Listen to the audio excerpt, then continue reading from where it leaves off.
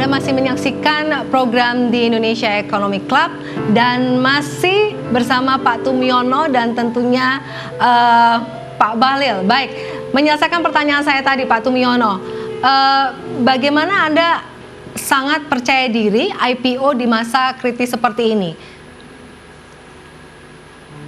Kita sekarang itu pada sampai dengan tanggal 15 menurut data saya itu dana asing masuk ke bursa itu 10 triliun sampai tanggal 15 Januari. Ya, 15 Januari. Jadi jumlah company yang ada di bursa itu sekitar 716, 25-nya di sektor pertanian.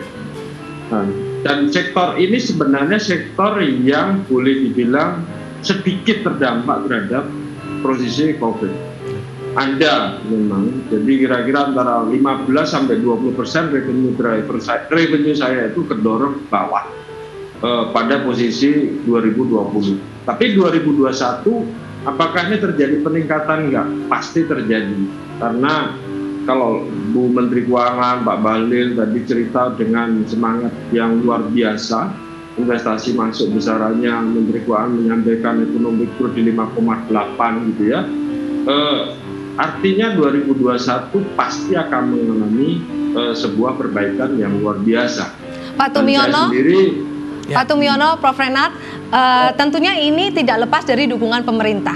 Pak Bahlil, kalau Anda melihat dari kesuksesan Pak Tumiono, gitu, dari sisi perizinan berarti sekarang sudah jauh-jauh lebih baik. Yang pertama, saya setuju dengan Pak Tumiono tadi menyampaikan bahwa tidak semua sektor usaha itu kena terdampak secara dalam. Salah satu diantaranya adalah sektor pangan. Ini memang kena dampak tapi tidak dalam, karena orang kan butuh makan. Nah, ke depan saya setuju bahwa sekalipun masih pandemi COVID, tetapi kita sudah belajar di 2020 dan ini kan sudah dapat vaksin. Strateginya sudah lebih baik. Saya setuju juga bahwa memang salah satu handicap persoalan investasi Indonesia itu adalah perizinan. Bang Tumio, sekarang Undang-Undang Cipta Kerja udah disahkan, sebentar lagi PP-nya akan diteken oleh Bapak Presiden Februari. Di mana PP-nya itu yang sudah kami bahas, saya kasih bocoran aja nggak apa-apa. Perizinannya itu semua lewat elektronik. Jadi semua lewat OSS dan nanti muaranya di BKPM nanti. Jadi nanti mungkin bila perlu habis ini Pak Tumiono jadi yang akan tanda tangan atas nama kementerian lembaga izin terakhir itu di BKPM. Jadi kita bikin PTSP satu kaligus. Jadi nggak ada lagi main-main tawaf-tawaf lama-lama itu Pak. Memang kan Bapak tahu sendiri kalau kita dulu waktu pengusaha kan. Kita pengusaha dulu. PP-nya Pak. Gimana Pak? PP-nya ditunggu Pak. Bagaimana Pak Tumiono? PP-nya ditunggu supaya PP-nya ditunggu Februari ini. Tadi kami tadi sudah bahas dengan Pak Menko Ekonomi. Februari ini clear dan insya Allah nanti kita ngopi-ngopi deh, Bang Tumio, kita ngopi-ngopi aja. Tapi nggak ngopi lama juga. Tapi Vida gini, saya mau tanya sedikit sama Pak Tum. Pak Tum, ini game changernya di industri pangan apa sih sebetulnya? Tadi kita bicara investasi fine, tapi gamenya berubah seperti apa? Game changernya, apa yang sedang terjadi, perubahan apa yang sedang terjadi? Oke, Prof. Dukungan dari pemerintah sudah banyak. Jadi sekarang tadi satu poin masalah perizinan. Jadi pangan itu untuk meningkat itu satu hal bahwa tadi air harus naik. Game changernya adalah semua bermuara pada tadi yang disampaikan. Kalau Pak Ketua sudah bilang Februari juklatnya jadi, PP-nya jadi, itu pasti speednya naik dari 60 langsung 120. Jadi yang disampaikan Pak Ketua tadi pasti oke, Pak Reno. Kedua, bahwa dukungan dari sekarang teman-teman di sektor keuangan dalam arti ini perbankan, dukungan di sektor pangan ini ditempati oleh 60% penduduk Indonesia.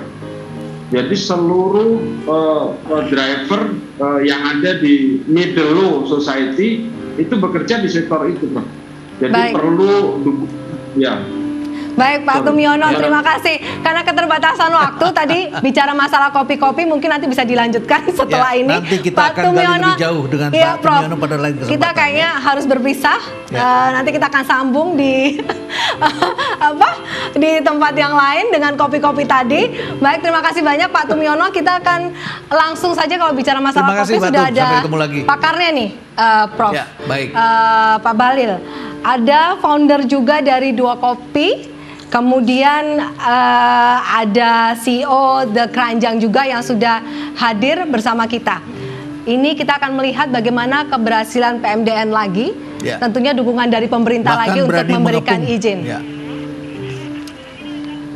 Baik, kita akan menyapa Pak Omar. Sudah bagaimana ini dengan Dua Kopinya? Tadi Pak Bahlil sudah menyinggung masalah kopi. Nah, ini pakarnya sudah hadir. Dan yang menarik, ini Dua Kopi berani mengepung pasar Amerika ini ya. Walaupun Sehingga nama Dua Kopi kena dan dampak ya Prof ya kena di dampak, awal-awal. tetapi malah jadi makin terkenal ini. Ya. Silakan Pak Omar. Silakan Pak Omar ya. Halo, selamat malam semuanya. Terima kasih Prof sama Mbak Vita sudah diberikan kesempatan untuk hari ini kita mau sharing sedikit sih sebenarnya. Dua Kopi berdiri setelah 5 tahun, 5 tahun berdiri dari mulainya di Cipete. Kita menjadi salah satu UMKM yang alhamdulillah di 2019 kemarin Kedai kopi kita ya. berhasil. Kedai Betul, kopi dengan pertama. barista yang cantik katanya begitu ya, sehingga menarik Iya. perhatian. Menarik. Iya. Ya, Kita terus? menjadi salah satu kedai kopi yang berhasil, mungkin bisa diklaim the first in state di DC terutama. Jadi kita dari UMKM, benar-benar UMKM yang bisa menembus pasar internasional dan berada hanya 2 blok dari White House. Dan benar tadi yang Prof bilang, kita sempat terdampak sama kerusuhan di isu Black Lives Matter kemarin. Terus kemarin di inaugurasi juga itu sempat tutup. Cuman alhamdulillahnya secara exposure kita terus naik, dan juga kita diterima juga sebagai local pride lah seperti Pak Bahlil, ini sepertinya contoh lagi keberhasilan Anda untuk memberikan kemudahan perizinan, begitu sehingga para pelaku usaha ini bisa dengan mudahnya ya Prof ya, untuk berkolaborasi atau berarkobra Saya ya. kira Omar dan teman-teman awalnya tidak mudah perizinan ini, tapi makin hari ke depan Anda optimis dan melihat begitu ya, Ya. bahwa ini perizinan ini akan menjadi hal yang sangat penting dan bisa menggerakkan. Ya. Betul sekali Prof. Karena yang kami lakukan juga, kita bermigrasi dari UMKM yang tadinya perizinannya hanya skalanya CV terus berubah menjadi PT sekarang. Kita juga bergerak untuk lebih maju lagi, melengkapi kayak sertifikasi halal, lalu kita juga sertifikasi CHSE untuk menengahi pandemi ini, dan juga kayak hal-hal kayak perizinan BPOM segala macam, supaya kami yang statusnya UMKM ini bisa terus naik kelas gitu, dan bahkan menembus pasar lainnya dan cross market, nggak cuma di industri dalam negeri tapi juga di luar negeri. Karena alhamdulillah juga di luar negeri di 2 DC juga kita bisa menyasar lokal supermarket untuk minuman-minuman RTD kita gitu. Jadi Kalau Anda sampai, kita, saya potong sedikit Omar, kalau Anda sampai bisa buat di Washington ya, dan di beberapa state lain lagi di Amerika, itu menandakan perizinan sangat mudah di sana. betul Prof. Jadi tadi sudah disebutkan oleh Pak Bahlil yang di kedepannya di Indonesia akan standarnya online segala macam, dan itu sudah saya rasakan dan partner lokal saya di DC, kalau kita semuanya nggak ada tatap muka gitu. Jadi contohnya untuk perizinan LLC kita hanya butuh waktu 2 minggu. Lalu untuk perizinan lainnya seperti sertifikat of opening untuk store memang agak lama, tapi karena perbedaan tentu detail di sana, karena dari mulai plumbing, electricity sampai fire department semua ikut mengadakan audit seperti itu. Cuman itu dilakukan secara terstruktur dan juga mudah gitu, nggak ada tatap muka langsung. Jadi kita tinggal nunggu jadwal, kita menuhin requirement dan bisa langsung jalan seperti itu. Wah. Baik, ada Pak Ibnu juga loh Prof. Ya. Mungkin bisa disapa. Ya, kita menyapa Pak Ibnu. Sudah di sini Pak Ibnu. Pak Ibnu ini adalah... Halo. Selamat malam Pak Ibnu. Halo, malam Prof Rena, apa kabar? Dengan Vita juga di sini, ya. Dan ada Pak Ketua BKPM, Pak Bahlil ada di sini, ya. Nah, Pak Ibnu, Anda dikenal sebagai pengusaha yang memulai dari Cirebon dan sekarang banyak sekali orang yang berwisata ke Cirebon dan Anda mempelopori sebuah batik Trusmi yang dikenal itu, dan kemudian ketika baru Anda bangga-bangganya dengan The Keranjang di Bali, tiba-tiba kemudian Bali kosong, ya. Gamenya berubah. Apa yang Anda lihat? Apa yang Anda rasakan investasi pada hari ini? Ya, Prof. Renal, betul sekali. Memang di era pandemi ini sektor yang sangat berdampak ini adalah sektor wisata ya, Prof, ya gitu. Jadi di Bali ini itu sangat berdampak sekali, beda dengan di Pulau Jawa. Kalau kita yang di Cirebon itu, Prof, salesnya sekarang udah mulai tumbuh lagi, terkoreksi masih sekitar 50% gitu.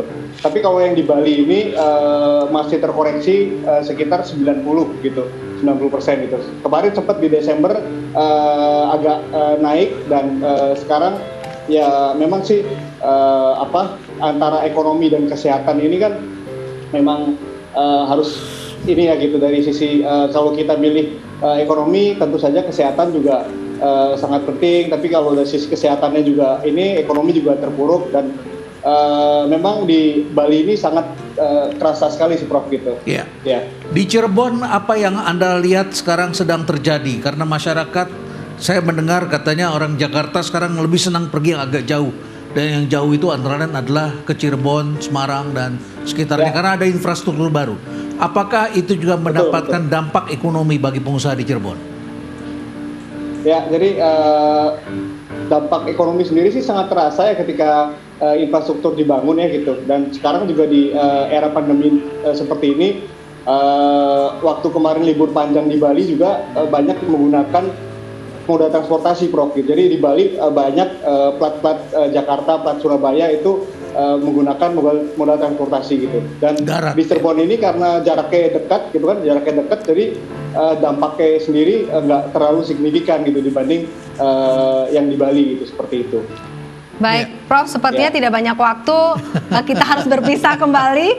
Terima kasih banyak Pak Omar, Pak Ibnu. Tapi ada janji dari Pak Bahlil nanti bahwa akan ada lebih kemudahan-kemudahan di bulan Februari. Kita tunggu saja. Ya, terima sukses kasih untuk banyak. Bapak Sukses. berdua ini. Ya, makasih. Ya, makasih. Dan pemirsa, pastikan Anda di program di Indonesia Economic Club. Jangan kemana-mana.